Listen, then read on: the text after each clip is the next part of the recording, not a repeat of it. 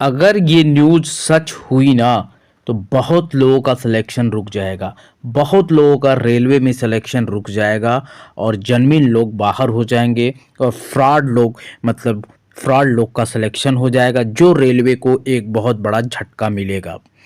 जी सही सुन रहे हो, ये न्यूज़ निकल के आ रही है राजस्थान से और राजस्थान से ये न्यूज़ है अलवर ज़िला से। अलवर हुआ, कोटा हुआ, अजमेर जोन हुआ, ये बहुत बड़ी न्यूज़ है। चलिए पूरा इस पे बात करते हैं, चीज़ों को समझाते हैं, क्योंकि सारे रेलवे स्टूडेंट के लिए, एक रेलवे स्टूडेंट की बात नहीं है, चाहे जेई की बात कर लो, ये एएलपी की बात कर लो, टेक्नीशियन की बात कर लो, आगे भी जो एग्ज़ाम होने वाले हैं, आगे जैसे एनटीपीसी का, graduate under graduate group D की पोस्टेज, ये सारी चीज़ें। अब देखिए इसको विस्तार से समझते हैं, क्या हुआ क्या नहीं हुआ। अब देखिए सीबीआई कर रही है कोटा अलवर में जांच, रैकेट की आशंका। रैकेट रैकेट चल रहा है भाई। रेलवे भर्ती में भी डमी अभ्यर्थी, कोटा मंडल के राजेंद्र की भूमिका संदिग्ध, लेन देन के आरोप में।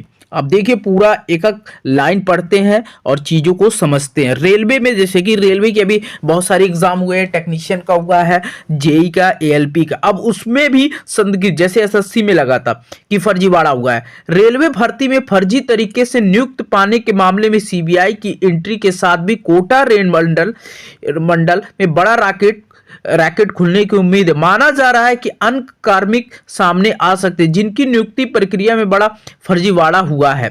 भास्कर ने रेलवे तक अब तक की जांच रिपोर्ट और सीबीआई द्वारा दर्ज की गई एफआईआर खंगाली तो ये सच सामने आया कि इस खेल में कोटा मंडल में ही कार्यरत राजेंद्र कुमार मीना, जो गुड ट्रेन मैनेजर हैं, पहले से एनटीपीसी के थ्रू गुड ट्रेन मैनेजर हैं, की मुख्य भूमिका रही है। रेलवे में विभागीय जांच कराई तो इसकी पुष्टि हुई कि राजेंद्र ने पैसों का लेन देन किया है।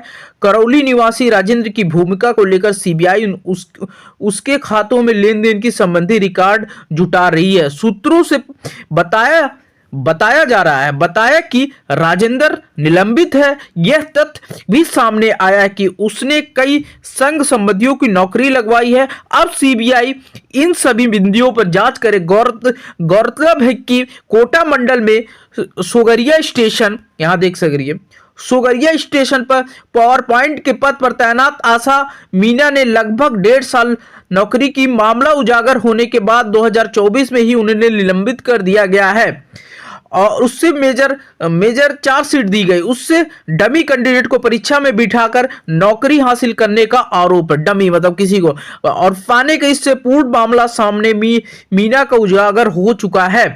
महिला कांस्टेबल भी शक के घेरे में, तो ये न्यूज है। और देखो यार, ये पहले का भी ऐसा हुआ है, बट इस बार भी हुआ होगा। सीबीआई के सूत्रों के अनुसार दिल्ली पुलिस में कार्यरत महिला कांस्टेबल की भूमिका संदिग्ध पानी जा रही है।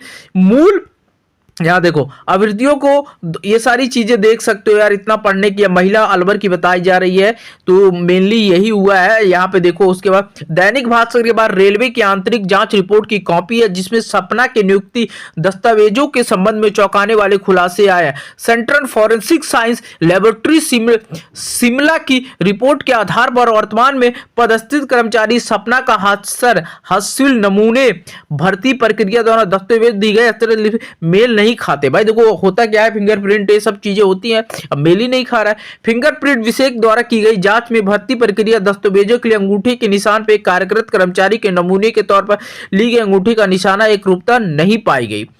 भर्ती प्रक्रिया के दौरान सीसीटीवी फुटेज भी डमी अभ्यर्थी को उपस्थित साबित हुई।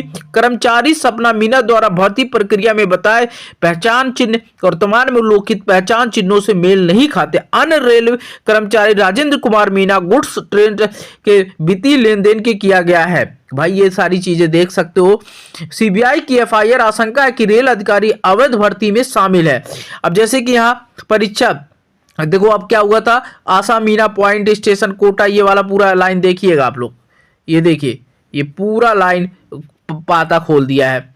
अब परीक्षा 30 अगस्त 2022 को हुई थी और उसमें डमी उम्मीदवार लक्ष्मी मीना गांव चंद्रपुरा जिला अलवर थी। आशा के स्थान पर लक्ष्मी लिखित परीक्षा पीटी और दस्तावेज स्थापना में शामिल हुए। परीक्षा केंद्र की तस्वीरों और आरआरबी भोपाल की सीसीटीवी रिकॉर्डिंग और आरोपों की पुष्टि करती है। तो ये सारी चीजें देख सकते हैं। आईपीएस धारा ये लगा है भाई।